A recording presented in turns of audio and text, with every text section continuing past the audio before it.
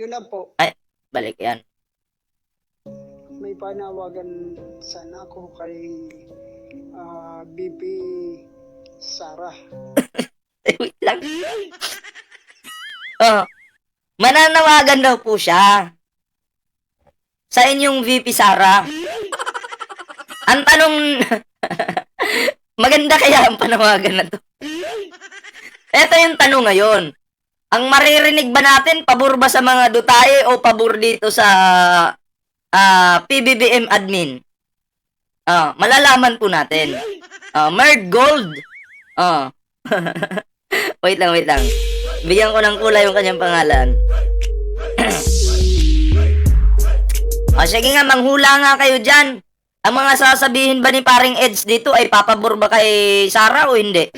Oo, hindi lang. Sige, comment nyo dyan. Babasahin ko muna yung mga comment nyo.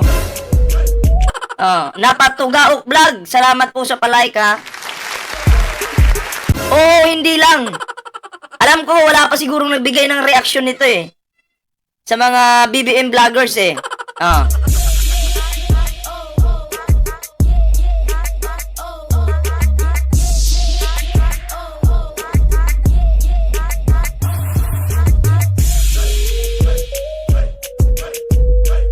Ayan na. May mga nagsasabing oo, may nagsasabing hindi, no? Sorry naman.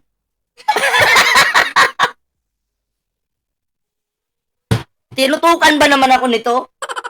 Wag mo akong... Lods, pasend ng vlog. Anong vlog? Itong kay ano? Itong kay kay Ed, paring Eds. Message mo ako sa Facebook para doon ko mapasa. Okay, so eto na, tuloy natin. Sana pakinggan mo ito. Kasi maapektuhan ng aking trabaho sa mga ginagawa mo. BP Sara. Oh, yun pala eh. Ang trabaho ni Ed Kaluwag maapektuhan. BP Sara. Oh, ano bang trabaho ni Ed Kaluwag? Yung manghuli ng multo? Alamin kung saan nakatira yung multo. Yun yung trabaho ni Ed Kaluwag eh. Ngayon, mapapatanong tayo dito. Bakit? Ano bang koneksyon? Ano bang connect sa trabaho nitong ni Ed Kaluwag sa mga ginagawa ni Sara ngayon? Ano bang connect? So, alamin po natin. Okay? Palagay ko hindi. Tingnan natin. O, sige. Baka ikaw ang pumalit sa akin KO! Yun lang. Yun lang. Iba kasi Sara daw yung pumalit kay Ed. Bakit? Bakit? May something na ba kay Sara? Bakit? Bakit ka papalitan? Vice President yan. Mukhang nanganganib po yung trabaho nito ni Ed Kaluwag ngayon. Nanganganib. Namumroblema po siya. Malaking problema. Malaking problema yung talagang pinoproblema niya ngayon. Patangin, mapalitan ka talaga. Sureball yan. KO! Akala ko patayin na si Rene Requestas. Tuloy natin. Di po yan si Rene Requestas ha. Tuloy.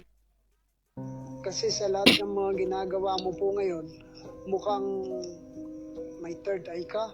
Oh! May third eye ang ating Vice President? May third eye? Abay, delikado ito. Kasi pag ikaw kasi kung may third eye ka kasi, makakakita ka ng mga hindi nakikita ng normal na tao. Akalain mo ba naman, anong sabi ni Sara, pinapakulam daw siya. Paano niya nalamang pinapakulam siya? Diba? Paano niya nalaman? Sabi ni Eagles Eye, tuloy mo lang. Play yung video, puro ka pasakali, putang ina mo. Hambalusing kita eh. Ha? Mga bobo kayo, pati yung Vice President mo, bobo. Wag mo akong uutusan, tadyakan ko yung utak mo eh. Mando Cruz, shoutout ha. Kasi tingnan mo naman, Eagle's Eyes. kung gaano kasabog yung vice president mo. Paano niya nalaman na siya ay kinukulam? Sige nga, nakakaduda na ito eh. So, ibig sabihin, totoo nga may third eye siya. Tiger 99 2.0, support po natin, subscribe po natin yan ha. O, kasama po natin yan. O, tuloy natin. O, ito ha, ibabalik ko sa mga bagong pasok ha. O, ito na. O, Panawagan sana ako kay BP Sara. Sana pakinggan mo ito. oh, huwag kayong iiyak ha. Mga makadutae. Huwag kayong iiyak, makinig lang kayo. O, Kasi maapektuhan ng aking trabaho sa mga ginagawa mo. BP Sara, o, baka ikaw ang pumalit sa akin agu- Kasi sa lahat ng mga ginagawa mo po ngayon, mukhang may third eye ka. oh, O may third eye. Narinig niyo po yon? Tinatrash talk na ni paring Eds, ang Vice President. Ma'am Yamilay, shoutout ha. Di mo marinig, Ma'am Yamilay, baka restart mo po yung yung application ng YouTube. Baka minsan kasi ganun eh. Or di kaya baka masyado lang cute yung boses nitong nire-reactionan natin o nagpapa-cute kaya mahina po, no? Restart nyo lang po. O, tuloy natin. nasasapian ka na ba? Oh! Nasasapian ka ba daw, VP? KO! Tangin ng trash talk yan. Ay, hindi pala trash talk. Tanong po pala yun, tanong. Ang ina, grabe ito. Ayun. Sa akin malakas, sa kanya mahina. Ayun yung audio niya eh. Naka-full na po yung Naka-full na eh. O, ang tanong ni Ed Caluwag sa ating Vice President, nasasapian ka na ba?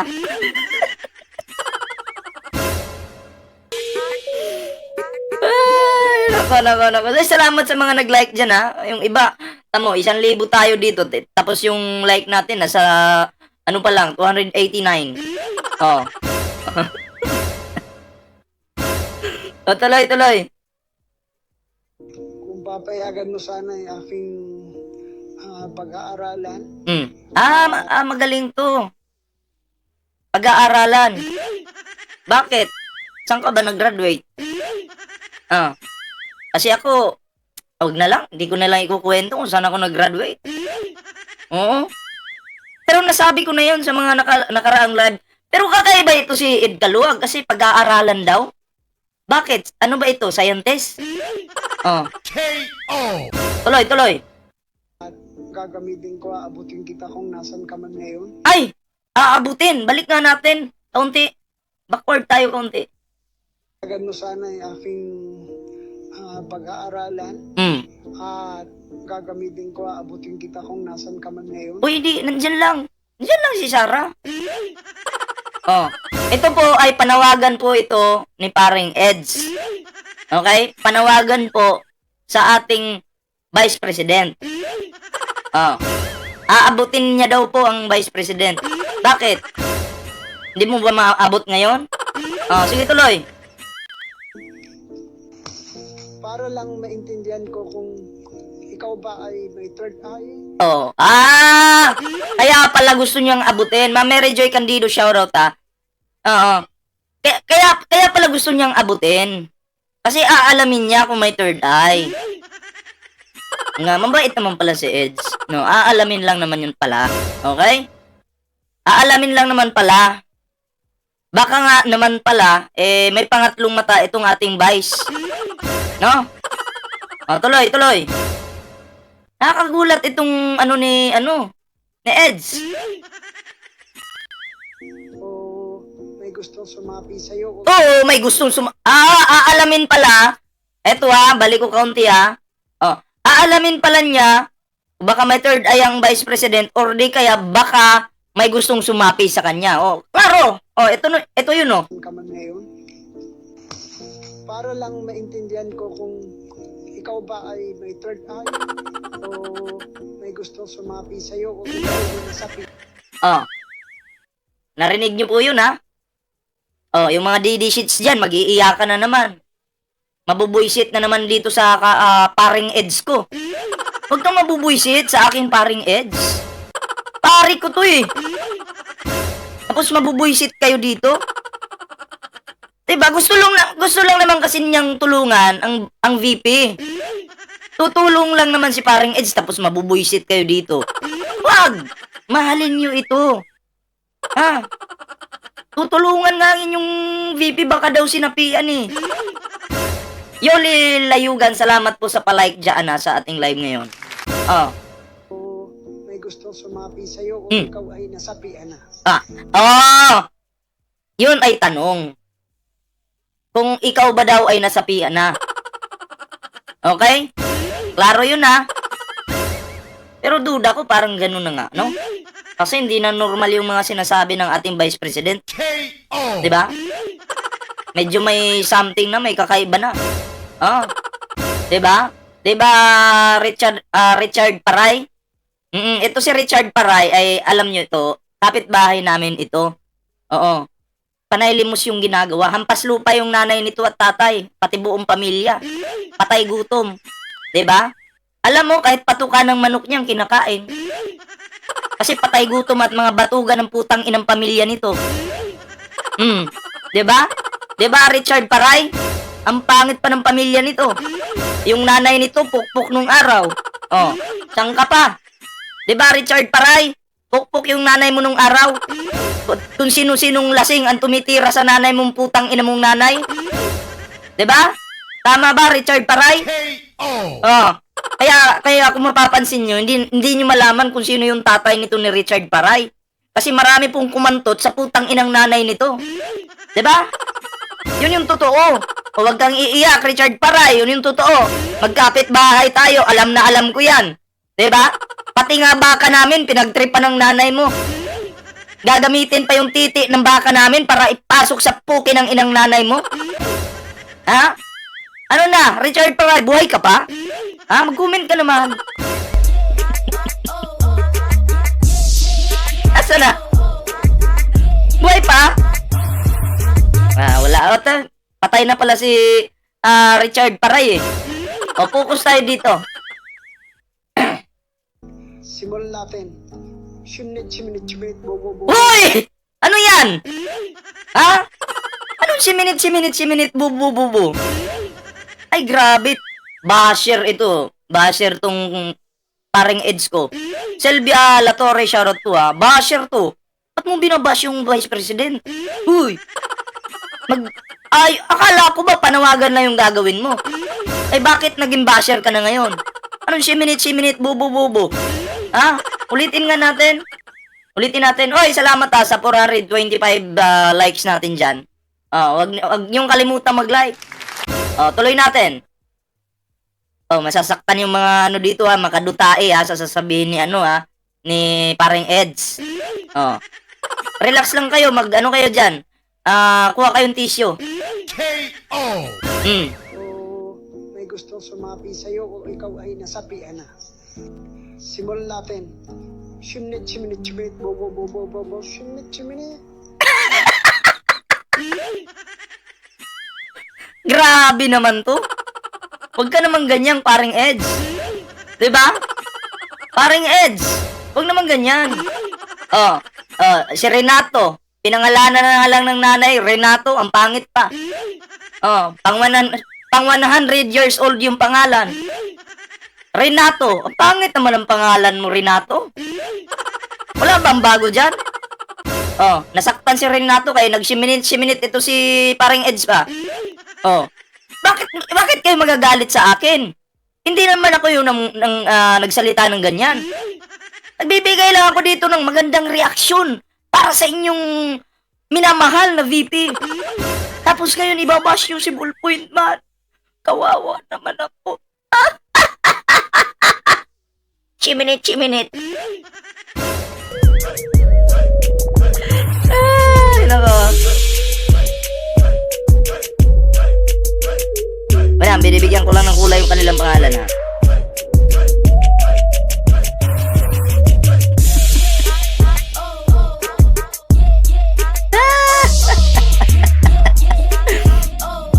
siminit. Ulitin nga natin. Bakit nagkakaganito si paring Eds ko? Ba't na nagsiminit na to, ha? Oh. Sa'yo kung ikaw ay nasapian na. Simulan natin. Siminit, bobo, siminit. Siminit, bobo, siminit. Grabe ka naman, paring Eds. Ano ka ba? Lasing ka ba? Bakit ka nagsasalita ng ganyan? Respeto naman. Respeto sa mga ganitong klaseng walang kwentang vice president. Dapat nire-respeto mo pa rin yung walang kwentang vice president. Wala ka bang respeto? Oh, tingnan mo. 'Di ba kung pasalamat ka sa ating vice president ngayon, paring Eds, kasi walang ginagawa. Dapat marunong ka magpasalamat sa mga ganung klaseng tamad. Tamad na vice president. Tapos ngayon, ibabash mo? Rods, mag-charge lang muna ako. Salamat po, Nikki Gibara. Oh. Tinuturuan kita dito ng, naglilicture ako sa iyo, ha? O, nililicturean kita. Huwag niyo pong ibabash yung ating vice president kasi tamad yan. Oh. Bakit basher kayo? Bakit nagkakaganyan kayo? Ang pangit naman ang ginagawa niyo sa ating vice president. Alam natin, walang kwenta yan. Pero, wag naman ganun na ibabash nyo. O, tuloy. BP Inday, ayon sa aking nakikita. Oo, may nakikita siya. Ano yon? Daman, hindi pa naman nakabukas ang third eye mo. Ah, hindi pa pala nakabukas. So, nanguhula lang siya na inano daw siya, kinulam, ganun. So, manghuhula pala ito si Vice President. Parang ganun yung dating sa akin, eh. O, klaro po, ha. Hindi pa naman daw nakabukas yung third eye. O. Ano yung nakabukas? KO! Pero nakakalungkot sapagkat meron akong nakikitang elemento sa gilid mo. Uy! Sino yung nasa gilid niya?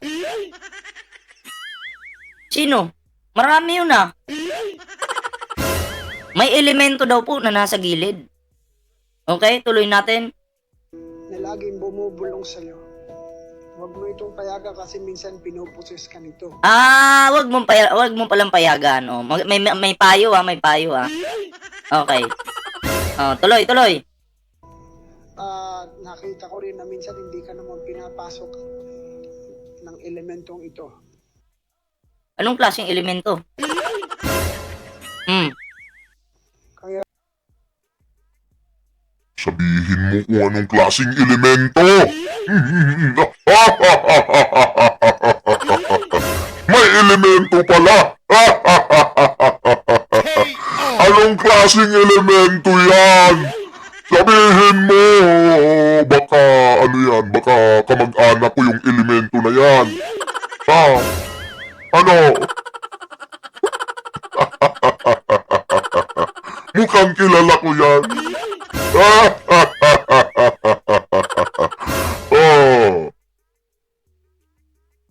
Kaya dalawang bagay lang Dalawang bagay lang, ha? ang naintindihan ko ngayon. Oh, dalawang bagay lang yung naintindihan niya. Na ikaw ay hindi ka poses pero ikaw ay nagpapanggap. Uy, nagpapanggap daw. Oh. Either ikaw ay may sayad na Ay! Kakaiba yun, ha? Either ikaw ay may sayad na. Tapos, or minsan totoong naposes. or minsan totoong naposes. Oh, tapos, Pero hindi ko makita na napoposes ka. Mukhang yung may sayad. Totoo. pwede! Pwede yun. Oh, sige. Waanan pa. Kaya BP, huwag ka na magpanggap, maawa ka po sa akin, mawawalan ako ng trabaho. Kami ni Balvin mawawalan ng trabaho. At sarilinin mo na lang po sana ang pagiging may sayad mo. At ang pagiging bobo. Yun na po. Ah. Bye. Yun, ha? Yun lang daw, ha? Sarilinin na lang daw sana ang pagiging may sayad mo at pagiging bobo. Oo nga naman, oh, parang mandadamay pa, no? Oo, mandadamay pa, ano? Wag naman. Dapat talang talaga sariliin nila yan. Diba? Wag na silang mandamay. Grabe naman tong mensahe ni paring Eds. Ewan ko kung lasing ito, may hangover ba? Hindi ko maintindihan eh. Pero salamat po sa 530 likes natin dyan ha. Ano daw? Sabi ni Palakang Kukak, Sara Ulo. Grabe kayo ha. So, ayun po yung yun po yung panawagan ng ating paring Eds. No? Panawagan niya po yun ha. Klarong-klaro po yun. Pag galit sila, dido agad.